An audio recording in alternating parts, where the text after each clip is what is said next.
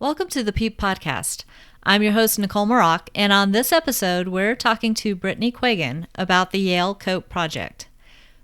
Brittany is a psychic medium, professional therapist, and co-director of the Spirit Alliance, a consortium of psychic mediums, spiritual communities, therapists, neuroscientists, and people with mental illness who work as a team to understand perceptual experiences that many would call paranormal, such as hearing voices, seeing spirits, and being strongly empathic.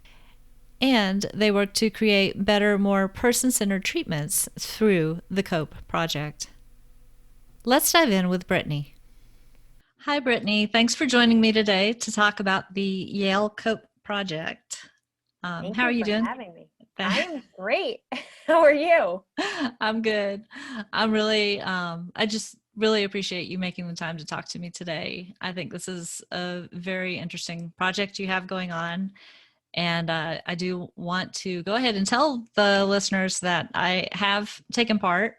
So I'm not completely oblivious to what's going on there, but I also don't think I know everything. So I'm going to let you do most of the talking. But I will say that I will put a link in the show notes for the podcast to the project website. So if anybody is interested in finding out more, it'll be really easy. Just click on that link. Okay. Awesome. So first off, could you tell us a little bit about who you are? Sure. So my name is Brittany Quagan. I'm a licensed clinical therapist. I'm also the co-director of the Yale COPE Project and the associate clinic coordinator at the Prime Clinic here at Yale. And I'm also a psychic medium, which usually when I combine all of those, little career titles, people are like, wait, how does that kind of mix in together? But I think it's kind of a good indicator of what we're actually trying to do at Yale with the COPE Project, and in the fact that, you can kind of do all of those things in the science world, but also kind of have your toes dipped into the spirit world at the same time. So a little more about myself. Let's see. Well, I have been experiencing spirit since I was a little girl. I didn't always know what was happening. For me, it was something that really came out by way of mental health issues. I had a lot of anxiety. I had a lot of depression. I heard some voices. However, I like to caveat when I tell people that my voices were always very positive. I never had a negative experience with voices. And my experience with mental health issues and then finding spirituality and all of the wonderful things that kind of come with that, like meditation and connection and community and empowerment, and just kind of being able to see the world in a little bit of a different light than is always shown to us. Not everything is all black and white. That was a really life-changing thing for me, and really sort of ignited this passion for me to find a way to, I joke, infiltrate psychiatry and find a way to help people find coping techniques that aren't just necessarily pharmacologically based, that we're not just slapping people on meds just because they have some things that are a little bit weird or a little bit different. And yeah, that's a little bit about me and kind of why I do the work that I do. So can I ask, when you first started hearing voices, what was that first experience like? So the first experience was probably the saddest experience. I I was about 15 or 16 years old, and I was sitting in my bedroom, and I was having some really dark suicidal thoughts. And I heard these voices that they sounded like different than my normal thinking voice, I guess, but not different enough that I wanted to run out of the room or anything. But they basically were just saying like, no, you can't do that. Like, you have all of these things that you have to do. And they started saying things like, you're going to write these books and you're going to do this stuff and you're going to help people. And I'm just like, what? Not something that you would typically, have going on in your head, like this conversation when you're in this like suicidal funk, like, oh no, here's all these positive things that are going to happen. And I was just kind of like, okay, it felt better. It made me feel a little bit excited and a little bit less sad, and feeling like I had things that I actually had to look forward to. And yeah, that was like the first instance that I really remember hearing something different than myself. And then shortly after that, it would start to happen in situations like one time I was driving, and I had been driving for 2 hours pretty recklessly, because when I was a teenager, I was like super rebellious, nothing could kill me off. And I was cruising from the beach back to my house in Connecticut, and I was about a mile from home, and I just heard, as loud as all hell, this man's voice that was just like, put your seatbelt on. And I'm like, oh my God. I just like immediately put my seatbelt on, and 3 seconds later, someone smashed into the back of my car, and I would have gone like flying through the windshield. Wow. So I mean, those were like the two like biggest times where it was just like, holy crap, there is something going on here that's trying to save me. And it is very, very much not me yelling at myself to put my seatbelt on. But yeah. Yeah. I know what you mean. And maybe it's something, I don't know if there's an easier way to explain it to people who haven't had this experience of hearing voices, like, your own talking voice and those internal dialogues you have in your head all the time. And sometimes they're positive and sometimes they're negative, and sometimes you're trying to flip the script because everybody has self-doubt and all of that. But sometimes what you're hearing is not your own voice, and it may not even have, in my case, male or female qualities to it. It's just a voice, like, that's not yours, saying, hey, you need to pay attention to this. So I don't know if there's a better way to explain that. Yeah, that's the way that I like to explain it to people is, if it doesn't sound different in terms of like pitch, and if there's tone and kind of a gender assigned to it, it sounds more factual, is how I've always perceived it, where it's like your normal thinking mind is like, well, what if this happens? What if that happens? And blah, blah, blah, blah. And there's like a question mark at the end of everything. And like, oh, I got to do this and I got to do that. Where this like more intuitive voice, or like a spirit, or whatever you want to call it, just sounds more like, yes, do that. Like, it's just there's no questions asked. It feels just more, this is what's happening. And it's quick, and it's sometimes stern for me. And if it doesn't sound any different, it feels different. Like, it feels different for me personally. I don't know if you've had this experience where it's just like, this feels more grounded, or it feels more factual, or it feels more rooted in something that's not my like own chaotic mind that's questioning things all the time. Yeah, no, I like the way you're describing it as factual. Like, there are periods and sometimes exclamation points, but there aren't questions. This is the way it is. Yeah. I don't feel like intuition's going to be like, should I do that? Intuition's like, do that. Right. That's definitely a good way to describe it. So, tell us a little bit about what the COPE, well, as much as you want really, about what the COPE project is all about and how it got started. Yeah. So, um, kind of piggybacking off my little bio there about this kind of passion that I have about infiltrating psychiatry.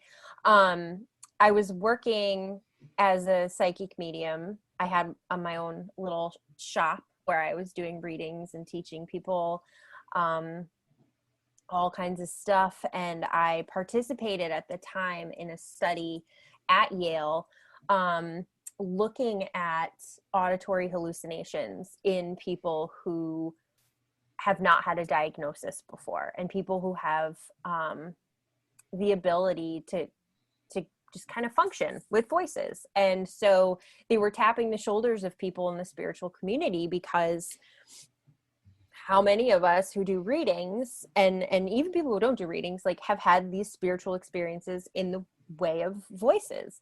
And so I participated and I met Al, Dr. Powers, who's the other co-director of the COPE project. And after we met, I didn't talk to him for like a year after that, because I was just done with the study. And I was also at the time working towards my master's to get my license to be a therapist. And I was like, crap, I really need internship hours. And so I was laying in bed one night, and actually, ironically, one of my spirit guides, my voices, was like, call Al Powers. I'm like, who the hell is that? And they were like, the doctor at Yale. And I'm like, why would Yale want to talk to me about internship hours? And they were just like, call Dr. Powers. I'm like, okay, whatever. So I shot Al an email. I'm like, hey man, not sure if you remember me. I was like in your study. And I'm wondering if you have any studies going on, or if you know of any studies on like anxiety, because my whole thing has always been anxiety. That's how I like labeled it, because it just always freaked me out the way that stuff would feel for me.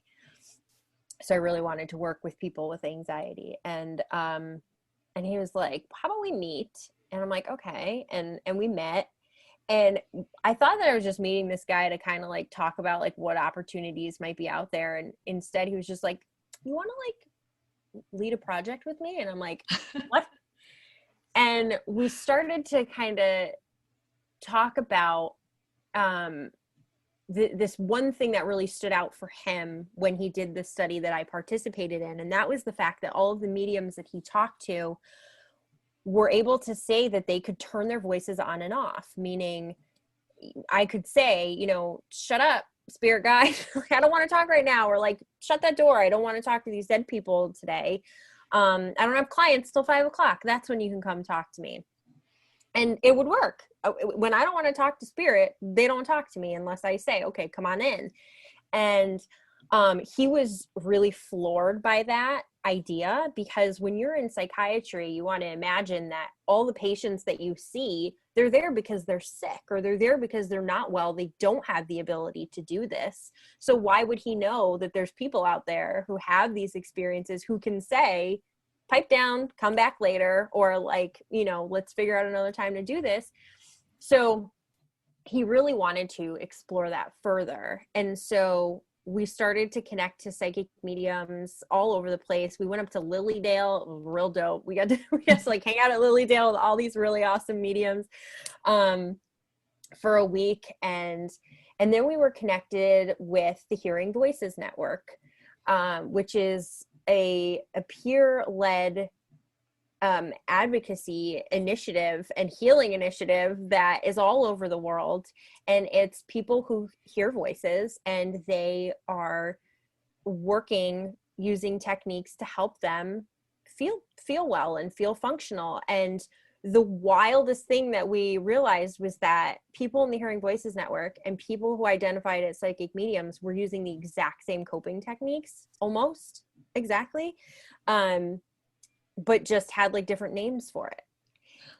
And it was the coolest thing ever. And we were like, we got to do something here. So we started COPE for a couple of reasons. One was because through doing our interviews with the Hearing Voices Network and with people in psychic medium and spiritual communities, we developed the first ever scale to measure a person's ability to control their experiences with voices, because there is no scale that exists. There's only one question on a clinician rated scale that says, does the person in front of you seem like they have control of this? And that doesn't really tell us anything, you know? So we were like, let's create this. And so we worked with people who actually have the experience to develop these questions, so that way we could really capture how well someone can control this. Because then when you can actually show that people can control this experience, first of all, you're proving that, because there's a lot of people in psychiatry who think that we're full of crap and we're not. And secondly, you could do something with that. You can actually create treatment to help people develop control, and you can follow them along through their treatment using this scale to actually say, like, see, you started here and now you're here. And you don't have to do it using meds all the time, because that does seem to be like the first line of defense when people in the mental health world hear voices. They're like, oh no, I'm not touching that. And it's like, dude, no, there are so many people in this world who hear voices and don't need meds. And our whole goal right now is to get that normalized so we can destigmatize this idea that people think, I mean, humans are freaking weird, man. Like, we have the weirdest experiences. To say that it's a problem just right off the bat is so unfair. Mm-hmm. The idea that it's a problem is probably what causes a problem, which I can actually speak firsthand experience with that. When I started at Yale, and everything was pathologized that I experienced, like, I started to freak out. I was like, oh my God, maybe I am nuts. And before that, I was totally grounded and fine. Yeah. So there is something to slapping a label on things that are deemed as problematic that I feel like is actually going to have a negative effect on people who are already distressed by something that they feel is unusual. So we want to, break that stigma. And then we want to start normalizing treatment that isn't pharmacologically driven, unless it's absolutely necessary. Because, there are some people who do need meds. I'm not anti-med, but I'm more pro-healing. How can we help this person to heal in whatever ways can be best for them? And more importantly, we should be listening to the people who have these experiences, rather than these like scientists who just are like, well, this is what we think it is, so we're just going to go with that. So instead, we're actually taking people's stories, we're hearing it from their mouth, what they do that works, what they do that doesn't work, so that way we can actually create this care for people that is really rooted in the fact that the people who've experienced it know what they need. And to go from there. So that's what COPE is about, and kind of how it got started. I think that's fantastic. The reason that I actually got involved and participated is because of pretty much everything you just said. So when I was younger and I was hanging out with professional psychics trying to figure out what was going on with me, and how to control the experiences that I was controlling, one of the things that one of them told me is, don't ever tell a doctor that you're hearing voices, because they're going to put you in an asylum or put you on medication, and you're going to be, stigmatized for the rest of your life. So I, on occasion I had some depression, going through a divorce, that sort of thing. And I was told, maybe you should see a therapist. And I'm like, nope. I'm going to control everything myself. Now I understand that therapy is really good for you. Looking back, I probably did need a therapist at that point. I got through it on my own, but man, listeners, if you need to talk to somebody, find somebody to talk to, definitely. But then, years later, I think I heard about the COPE Project through the Rhine Research Center. Oh, yeah. Mm-hmm. And I, filled out the form and started the survey and everything. And I was like, just reading what it was about, I was like, this is absolutely fantastic, because there are so many people out there who do not want to talk to a doctor or a therapist about what's going on with them, because they know they aren't mentally ill. Everything else is completely functional. Like, and like your experience, if you're having positive experiences with these voices, there's you you don't want somebody to necessarily take that away from you. You just want to learn how to control it. Mm-hmm. So I love what this project is about. So the project's been going on for what, 3 years now? We are at a year and a half, I want to say. Feels Okay. like 3 years. The launch of that was like so wild. Yeah, we were up to like 3 a.m, like all the time trying to get everything going. But yeah, it's been about a year and a half. It's all online, so people all over the world can participate in it. You do have to be able to speak English. Right now, we haven't gotten it translated into other languages yet, but we are working on that. And when you participate, it's basically, it could take about 4 hours, 4 to 6 hours, I want to say, depending, if you were to just sit there and do it all the way through. But you have a whole month to do it. You can come back to it as you please. And it's basically a bunch of questions about your experiences. One thing that I like to tell people is that, the only assessment on there that we created was the control scale. So we were able to control the language of that. All the other assessments are assessments that have been published and validated by other labs and scientists and clinicians. And because of that, we can't change the language. And some of it is stigmatizing language. It's like, do you think that, the demons, or I don't even know what it asks, but it's like, can be super clinical sounding. And when you read it, you're like, holy crap, you're asking me this because you're trying to catch me in admitting that I'm crazy or something like that. And that is like, please hear me when I say that is not the case. I am on the other side of this computer. I am a voice hearer. I am a psychic medium, and I work at Yale. No one's locked me up, and I'm running this study. And the whole reason that we can't change the language is because if the language gets changed, then the assessments are not valid. And so then it would be a totally moot point for us to use it. Mm-hmm. And we have to use those assessments for a lot of reasons. One of them being is we're trying to actually prove something here. And to prove something, you have to use assessments that have already been validated.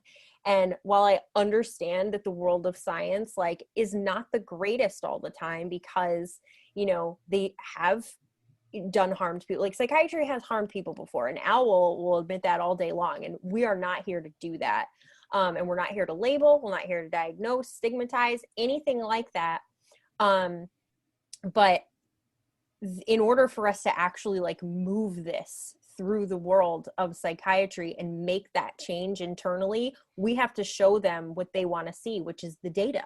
And the data is there, which is fantastic. We are demonstrating you are not crazy.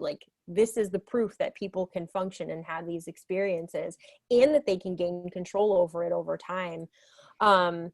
And so it's kind of like this thing where in order for us to prove that, you kind of have to go through this experience that's kind of annoying, and some of these questions can feel stigmatizing. So I have throughout the thing hey, just a reminder, we know that this isn't what is happening for you and stuff like that. So I just like to encourage people to remember that when they're participating, that the questions aren't always phrased exactly how we would want them to be, and we don't mean any harm by them. We totally understand that. But it is something that we kind of have to do in order to prove our point, is to give them, here's the data that you wanted, and we got through it, and it's proving exactly what we're trying to prove, and it's disproving what you've been saying all along.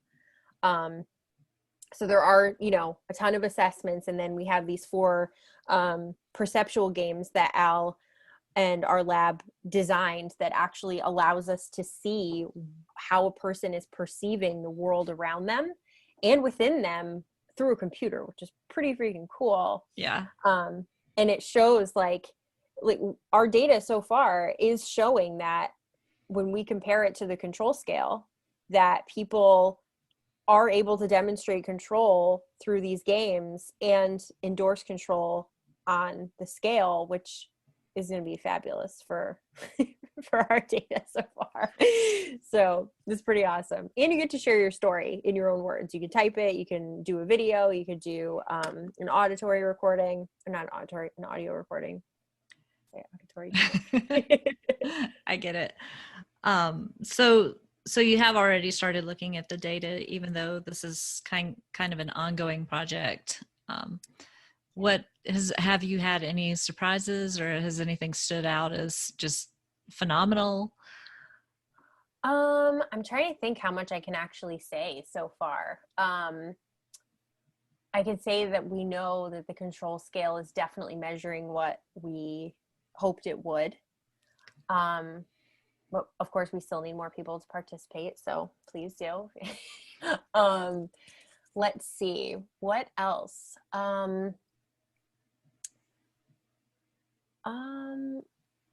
I don't know how much I'm trying to think what I can share, and not because we have some papers that are going to be coming out over the next couple months, so I don't want to blow any surprises yet. No, that's cool. But the links to the papers, once they're published, will be on our website, and we're going to send them out to everybody who's participated. Okay. Also you get paid. I think we need to make sure we mention that you do get paid to participate. Yeah, especially when you say, it could take 4 to 6 hours to do. Being compensated for that time is definitely helpful for encouraging people to take part. I will say, like I said earlier, I did do it, and it's not painful. So thank you so much. I think, obviously I'm biased because I think it was totally worth it, but I think anybody who is willing to participate probably is of the same mindset for the same reasons. So just along those lines, to specify, like, who exactly are you looking for to participate in the project? Yes. So if you have any perceptual experiences, we would love to talk to you. So that means if you're hearing voices, if you're seeing things, if you're feeling things. We also are looking for people, especially right now, because we had such an influx of participants, which has been incredible. Like, everybody is so awesome. We noticed that we had a huge group of people who are more spiritually aligned or identified as psychic mediums. And so right now we have to kind of get like some balances in the other groups to help prove our point.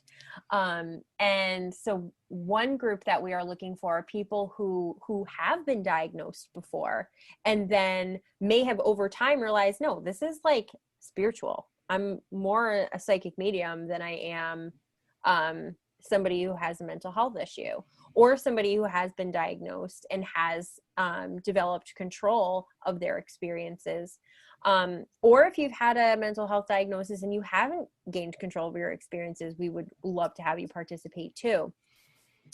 Because we're definitely needing to increase those numbers. And, some people ask, well, why do you want somebody if they don't have control? Well, if you don't have control, that gives us somebody we can compare what that looks like the game data, for example, and we can compare what that looks like, but also we do follow-ups. So people who might not have control at the beginning, well, we do a 6-month follow-up and a year follow-up now that we just implemented. So we could help, and that'll help us to see sort of if any changes happen over time and what you've been doing and things like that. So people who start to go to therapy or start to engage with spiritual practices, all kinds of things, we'll be able to see those changes too. Awesome. Cool. Yeah. So, really, I think that's most of the questions I had. How long exactly do you think this project is going to go on? Do you have like a termination date, or is it just continuous until you get all the data you need? It's pretty continuous. I was going to joke and say forever, but it's ongoing until we have everything we need. And I think we get so much information that there's just so much that we can do with that information that's going to then allow it to evolve even further. So, this is something that I think will probably go on for at least another handful of years, if not more. If I know Al, I know it'll be longer than that because he loves data. The more data you have, the more significance you can find in the little nuances and aspects that you get. How do you see the results of this study being used and implemented? Not just, where you are, but do you have like a grander view of things? I think our overall goal is to just completely get schizophrenia written out of the DSM. I think that's like the biggest goal. But I think, with what we want to do, there's a lot we can do. One thing is determining if people are going to develop a more serious mental health issue, which we can do as part of the neuroscience aspect of this. Al's a computational neuroscientist, and he is working on basically like how we can literally computationally find out how or if somebody is going to develop something more severe like schizophrenia. But I guess the word, rather than use schizophrenia, I would say like somebody who would really struggle to function because of their experiences. I think also to have treatment be like, so for example, like right now CBT and DBT are huge. Those started because studies were done. I would love it if we have a modality for healing that is, really rooted in helping people to have these voice and other perceptual experiences and not be distressed by them, and to learn to work with them. And that's kind of the novel care for people with these experiences. I think it would be really freaking cool. And to have the scale sort of used by clinicians and doctors everywhere to help their patients develop control over time. That's for me what I would love to see happen. Yeah, that would be awesome.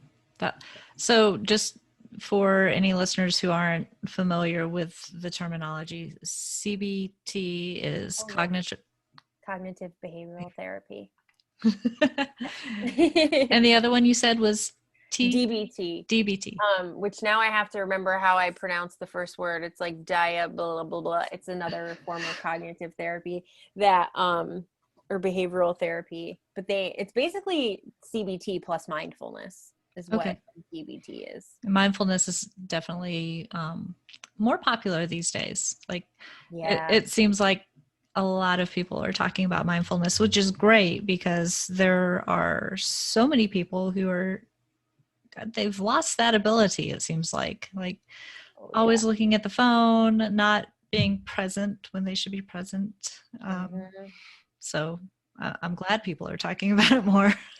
Yeah, we use it all the time with our patients at the clinic, because it really is something that our society is just, we're not bred for that. Like, we've been bred for just always being on the go and always being distracted. And I think, in some cases, distraction is really great, especially when you're anxious and stuff, to kind of break away from the whirlwind of thoughts. But I feel like distraction has just become the norm for like all the time, and it's not really helpful. It doesn't always help us to run away from the thoughts. So to be able to sit there and not judge them, I think is huge. With voice hearing too, is like, how can I sort of sit in this and learn from it and not want to take off running, because that just adds to the angst surrounding it. Yeah. Have you, in your practice, have you spoken to many people who have self-medicated for the Mhm. voices? And Oh yeah, I did. Not for the voices, but more for like the feelings. I hated them because I'm um clairsentient or like an empath. Like I just feel all the things, and it used to drive me just up a wall. So I was literally drunk and on drugs every single day. And I hear that from a lot of people who participate and who come in um, for care.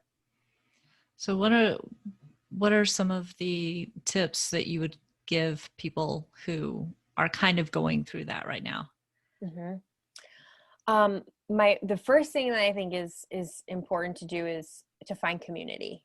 Find a community in your area or online who has similar experiences, because that is life changing in and of itself. To be able to look at somebody who has experiences like yours is like a weight off your shoulders, to know that you're not the only one experiencing it. You have people to talk to who get it. You have people who help normalize the experience, because it is a lot more normal than people realize. Um, and and to be able to look at someone and say, okay, well, they're functioning, or they're doing well, or they're okay, is like, holy crap, how great does that feel when you think that you're nuts or you're doomed, and you're never going to be okay.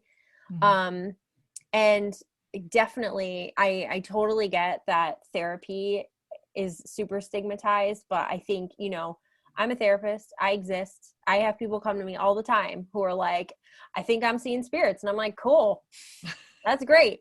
Like, not everything has to be pathologized, and there's a lot of therapists and a lot of just clinicians out there who get that. And if you do your research, if you look it up, you'll find them. It's This is the thing, is people will say to me like, oh, I went to therapy and it sucked. I'm like, well, then maybe it was just you didn't click with the therapist, which is important. It's like finding friends. Therapists are still people, like they're people who have their own like way of doing things. Like they follow obviously like the evidence-based stuff, but there's like 1,000 theories out there, and we pick the ones that we jive with. Mine's just obviously way more eclectic versus being like a super like Freudian type of person, like where everything that happens to you is because your grandma or your parents, that you have weird thoughts about them.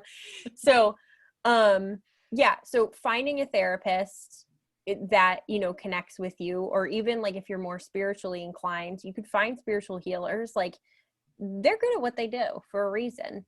Um, and grounding, meditation, finding ways. Like my favorite thing, and I say this with my kids all the time, the first time I say it they're usually shocked. I'm like, you got to learn to sit in your and because the thing that we think that we have to do when we don't feel happy or well is that we have to stop that from happening right away, and that just makes it 10 times harder to get out of it.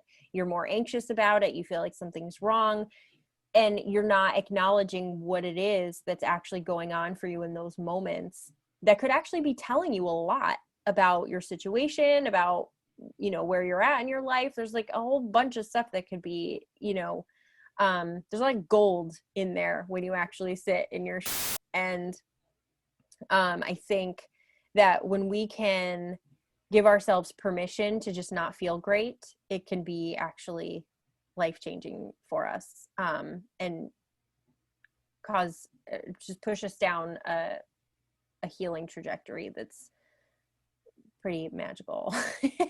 Yeah. um, so yeah, community, care, and sitting in your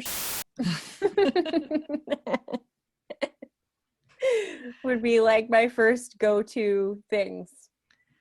Yeah. Those all sound really good. And community is why I was hanging out with professional psychics in my 20s. Like I finally found people who could understand Mm-hmm. my experiences that I'd had pretty much my whole life, but it had gotten like really strong through my teens, and then started meeting people, and the fact that they didn't just like they weren't just okay with talking about it. They fully embraced all of it. And, and then learning how to control it and put the walls up when I need the walls up, let them down when I need to. And some people might say, why would you ever let them down? But I am a paranormal investigator. So if I go on an investigation, I don't want the walls up. Yeah. I'm an empath, and that's how I get a lot of it. I have visual and auditory stuff too, but most of it is sensation. So these days, walking outside of my house, I feel like I need the walls up. Yeah.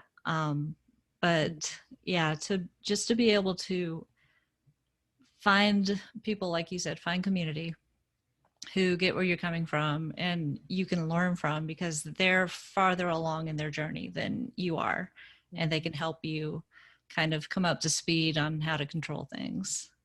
It's very helpful. Absolutely. There's a lot of people out there who have weird ass experiences. It's really not that weird. It's just the way that I phrase it, it's like, it's just not talked about at the dinner table. Right. But it doesn't mean that. I mean, you would be amazed, the people who have these experiences, that they're like, oh yeah, I've had that. And I'm like, really? But you're like, a doctor. And they're like, yeah, so. And it's incredible when you just kind of start asking people, have you ever had this happen? And the thing is, a lot of people won't ask those questions because they don't think it's so normal. And that's part of the reason that I started this podcast, is to let people know that the paranormal is not as abnormal as everybody thinks it is. Like, it is something we should be talking about because it's part of our human experience. Absolutely. Absolutely. Love it. Cool. Well, do you have anything else that you wanted to mention or plug or anything before we sign off? I don't think so. If anybody who wants to participate or you're hesitant about participating, please reach out. It's just me on the other side of the email. So, I mean, if you've heard me talk, you know that I'm not scary or serious. But yeah, reach out. We could talk about it. And it would be great to have people participate and help us move this puppy along, for sure. Cool. And again, I will have the link to the website in the show notes. So if anybody's listening and they're like, how do I get in touch with her again? Just click on the link and you can find all the information you need, including the email address. So, awesome. Thanks again, Brittany, for joining me. Thank you so much. It's been great. Thanks again, Brittany, for taking the time to talk with me about the Yale COPE Project. Again, if you're interested in learning more or participating in the study, click on the link in the show notes. I'd also like to add that if you or someone you know is struggling with negative experiences hearing voices or just having suicidal thoughts, please call the National Suicide Prevention Lifeline at 1-800-273-8255. The number is also in the show notes. Thanks again, as always, to you for listening. If you have an idea for a show topic, you can fill out the contact form at peeppodcast.com. That's PEEP podcast.com. Remember, that stands for People Experiencing Everyday Paranormal. If I can find a study about it, I'll be happy to use it. Also, if you're interested in sharing your own personal stories of paranormal experiences, I'd love to have you on the show, and you can be as anonymous as you'd like.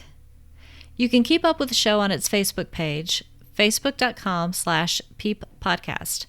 We also have a group now linked to that page. Join the conversation over there.